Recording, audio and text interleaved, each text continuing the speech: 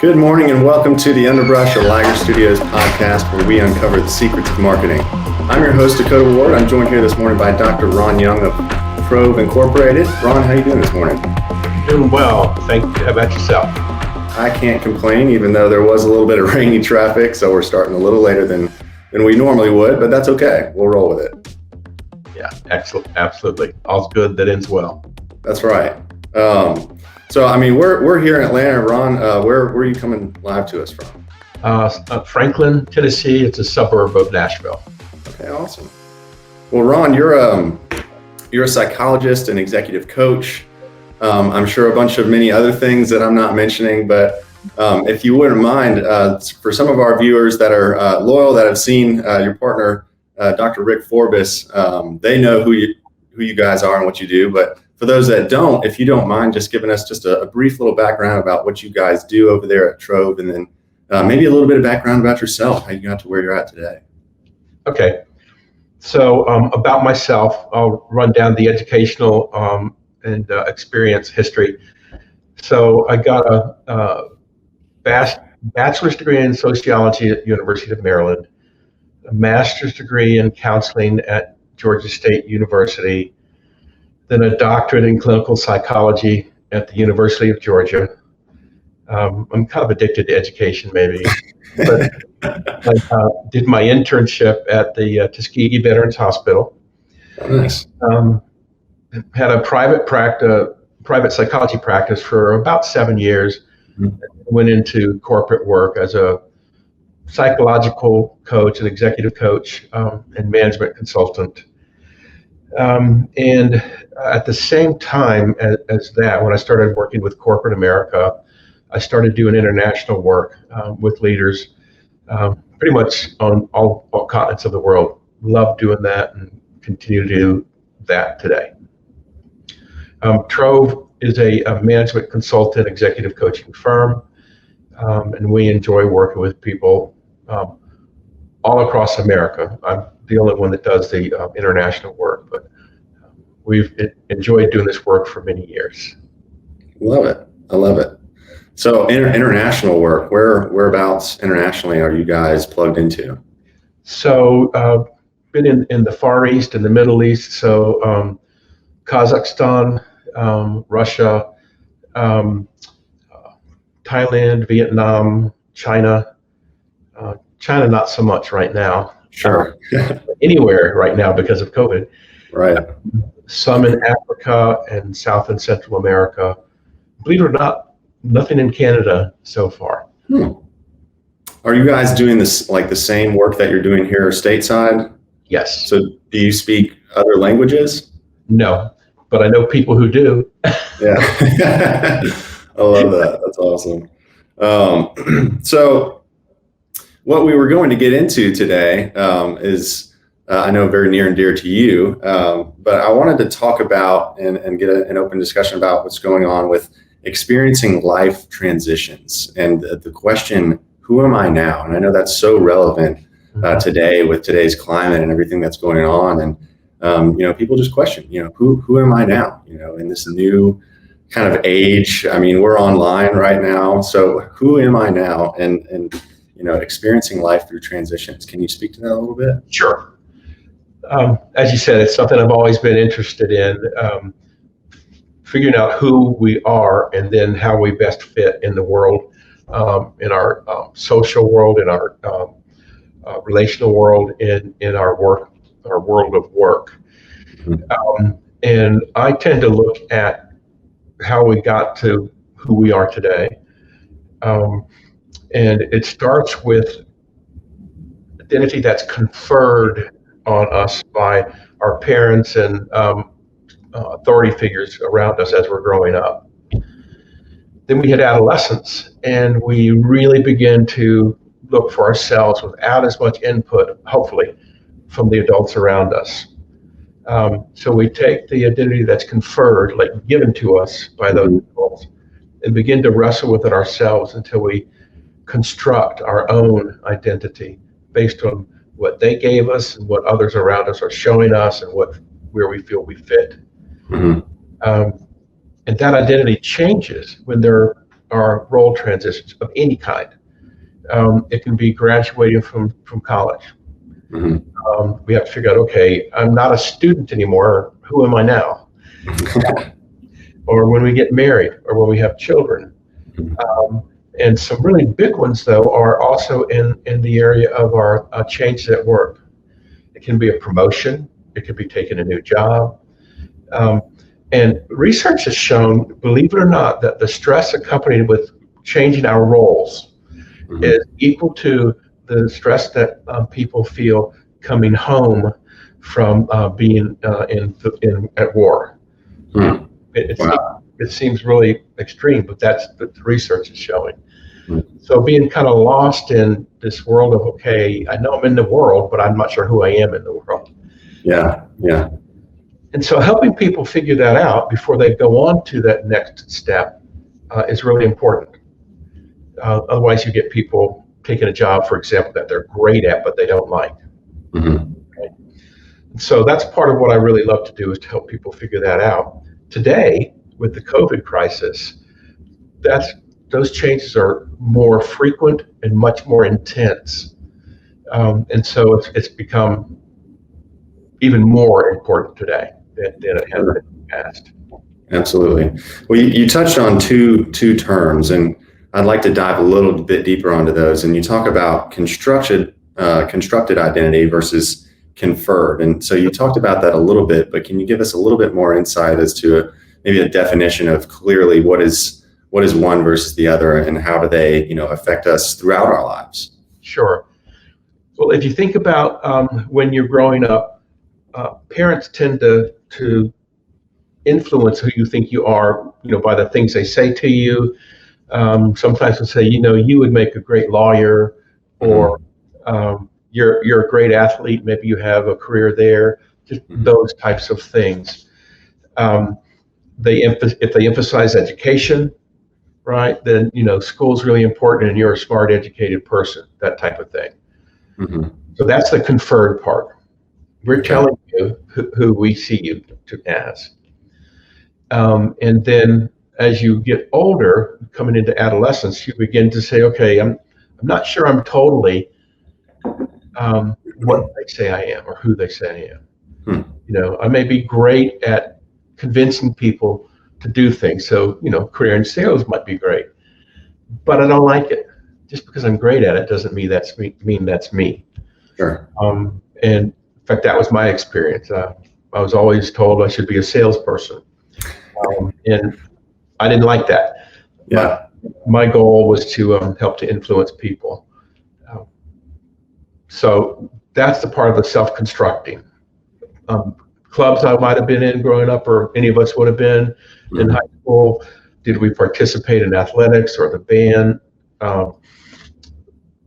Other kinds of experiences growing up shape and construct who we decide that we are. And that continues, right? It continues throughout our lives. Yeah, it's a never-ending construction of our own identity. That's right. Okay, well, that makes sense. And so I'd like to get a little personal, if you don't mind. Is how is this way of thinking and understanding, our own identities? How has this affected maybe you personally? Is there a story there? Yeah, there's probably a bunch of stories there, but I'll give you one. So what I said about sales, that was how when I was brought up, that was something that my parents said, you'd be a great salesman. And so I started off getting a business degree in college, and I did great, but I didn't like it. And so that, for me, I guess I was a late bloomer. I started figuring out after my first year in college, what do I really want to do? And so that's when I began to construct my own identity, which is helping people to, I guess, selling people on the idea of becoming their best self and living at the intersection of their gifts and their passions. Sure. So that's what I did. And I tell people I haven't worked a day since I was 25 because I've been doing what I love. Wow, what a blessing. Yes, it is. Yes, it is. That is so awesome. It reminds me of something that I learned early on in my career is you have to be careful what you're good at, because then you get asked to do the things that you don't like just because you're good at them. Yes. So you fell into that role, but you molded it and constructed it in a way that is personal to you. So while you are still technically selling, it's not transactional. It's a little more relational. That's exactly. And that speaks to marketing as well, because it's two different ways of thinking. If it's transactional, it's a quick buy, it's a quick sell. But relational, that gets a little bit harder. It gets a little bit more difficult, and you've got to really build that trust. You've got to gain some rapport, some credibility. And so it speaks to that in just two different ways of thinking. Yes, that's true. And that's one thing that you're really good at, is the relational side of things. That's one of the big things I appreciate, not just how professional you are, but that you do make it a relationship. Sure, absolutely. Yeah, and I appreciate you saying that. That's very kind of you. And that's actually how we met, was through another relationship. Is Dr. Rick Forbes, who is awesome. And if you guys haven't seen that show, it's full of educational material. A wonderful show. But moving right along is the idea of constructed versus conferred. Can you speak a little bit to how you're intertwining that into the executive coaching aspect and using your knowledge, your education, that you're a serial educator of yourself. How are you taking that and pushing that into improving the lives of those that you touch on a day-to-day basis? Sure. I don't get requests to coach somebody about their identity, right? That's not often what they say. Hey, come help me figure that out.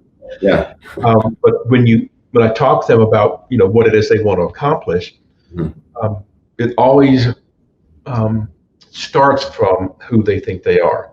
They never thought about it. But for example, an executive who believes that he or she is hard driving, no nonsense, expect the best. If it's not excellent, you don't get any praise, from others around them. That executive who was raised thinking about and self-constructed that identity needs to go back and examine it.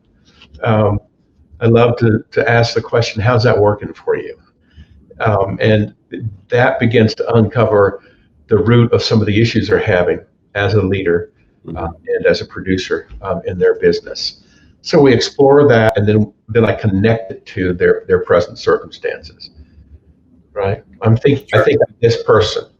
Well, how do you know? Right? Explore that and say, they begin to realize maybe I'm not exactly that. Maybe I'm a little more of this other personality. Makes sense. Yeah, and we do a similar analysis, if you will, within marketing. And so when we bring on a new client, we go through what is called a ROAR analysis. So that's a play on words because of Oren. Right. But it also is, it removes the weakness out of a SWOT analysis. And so it's your realities. What are your realities today? What are your opportunities in the next 6 months? What are your aspirations in the next 12 to 24? And then what are the results that are going to show us whether or not we got there? And so it's along the same lines of identity of who are you today and who do you want to be in the future? Because that's the first two questions. Everything else in between is a conglomerate of what happens based on your answers. And so, a similar aspect might be in your scenario is, I think I'm X, Y, and Z today, but I want to be A, B, C tomorrow. Dr. Ron Young, how do I get there? Right. Absolutely. You wanted me to answer that for you, or was that rhetorical? That's rhetorical. I didn't know start coaching right now. No. I'll take a free lesson if you're willing. But how does this entire idea of experiencing life transitions? I know we spoke about it a little bit about being an executive coach, but how does this play into maybe just a scenario of where you've seen this with someone? They've experienced a new transition. They're moving from one job to another. Is that part of your day-to-day business of helping them understand Okay, you were in this CEO position, and now you're moving to another position with a different company. Mm-hmm. Sure. Thinking about a person who was regional vice president for a Fortune 50 company, really big company, Mm-hmm.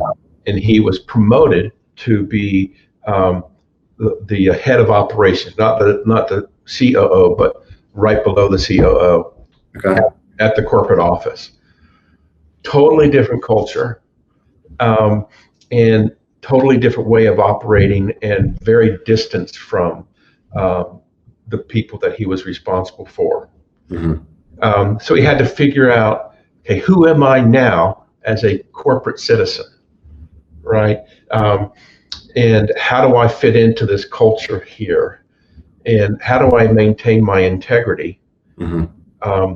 who I have always been in my life, the character strengths that I've exhibited in this new role? How do I manage the kind of political pressure I might get? Mm-hmm. So it's picking up who the person was in an old role, putting them in a totally new, almost completely opposite environment, Mm-hmm. and then learning how to succeed and thrive in that environment. Sure. What is a and I use this term lightly. What's a life expectancy of a relationship with you guys? Not that the life ends, right? You have to continue to keep going. Sure. What's a time frame of how this works? Someone comes to you with some needs and some aspirations. They work with you, and then is it a continued relationship, or does it end when they feel they've gotten to succeed where they've asked you? Great question. So we start the relationship thinking about what will it take to accomplish what they've asked us to accomplish. Mm-hmm. And it can range anywhere from 3 months to years. Frequently a person will say, okay, you help me with this. I need some help with this other thing. Will you help me to get to this next goal? Mm-hmm. And so it's always a relationship, even if it ends in 3 months. As far as a professional relationship, we maintain contact. And I tell people, look, reach out periodically if you just need a booster shot, from our original work, or if you want to, begin to work together again, let me know. Mm-hmm. We like for people to, if they're working on a goal and they get a long way to it, but maybe they've had a child get married while we're working with them. I say, hey, let me know about that. Drop me a line when you have a grandchild, that kind of thing. So we kind of blend the professional and the personal. Well, that makes sense. Yeah. Yeah, and that helps again with your credibility of who you are, right? Because it's all relational, and so in order to trust you, they've got to build that bit of rapport. Yes. These are all sales tactics and tools, which you probably know good and well from your early career. Yes. But I'm curious personally is how does the psychology aspect of that play into all of this, and how do you use that knowledge that you have to help people through these kinds of transitions? Okay, great question. So when I graduated with my doctorate, I had determined that my theory, my operating theory, was functionally eclectic, which meant I picked what I felt were the best from all the major theories of personality and human development, and pulled them together to sort of create my own. And so I would apply those things to people as I worked with them. So if there is some particular intense event in their lives, then may need to go back and kind of finish working through that in order to move forward in their professional career. So that was one thing. Understanding different personality types, and knowing that different types of personalities are motivated by different things. That impacts the techniques that I use to influence them and help them to develop more effectively. So those are just two examples of how different aspects of psychology come into the executive coaching and management consulting work. Sure. Yeah, and then it's a lot harder than you think, right? Because people, while we pretend to be simple, we are so complex, right? And each person has their own life experiences. They have their own nature versus nurture that is part of the conferred or constructed identity, right? And so being able to understand that, being able to pull that out in a way that makes sense to not only the person that is there, but also those that are around them, because that helps identify their own identity. Yes, yes. Another example that comes to mind is the person that just has a really hard time with a particular coworker or direct report or boss, and they just can hardly stand to be around them. They just drive them nuts. Mm-hmm. And early on in our conversation about that person, I'll ask, who do they remind you of? Hmm. And frequently, it's somebody from earlier in their life that had a very strong negative impact on them. Mm-hmm. And so helping them to kind of detangle those memories from this person in the present really allows them to see the person for who they are, not who they remind the client of. Sure. Yeah. And I think that's an important lesson for anybody watching today is, give everybody a little bit of grace, right? We're all going through our own struggles, our own problems. I remember my parents told me at a young age to be aware of that. And so one example was we were at a restaurant, right? And so we're sitting there and trying to get this lady to come over and take our order, and she's being very standoffish, and she gets over there and, what do you want? What do you mean, what do I want? And so I had a bad taste in my mouth, not because of the food, but because of the attitude. Sure. And so, I wanted to respond at a young age with a little backlash, right? And so I think I got a pinch on the back of my arm from my mom, like, don't do it. And so, after she left, she goes, you have no idea what that woman is going through today. She may just be having a bad day, so don't take it out on her. Yeah. Right. And so just understanding each of us is going through something, especially in today's climate. We're all going through a lot. So, we appreciate the insight and the take of a look inside the brain from a psychologist like yourself. But, getting pressed a little bit for time, but I wanted to ask you for those that are watching, how do they get in contact with you? What is an ideal scenario of someone wanting a coaching from someone like yourself? They can go to LinkedIn, for example, and contact me through my profile on LinkedIn, or they can email me at ryoung@troveinc.com.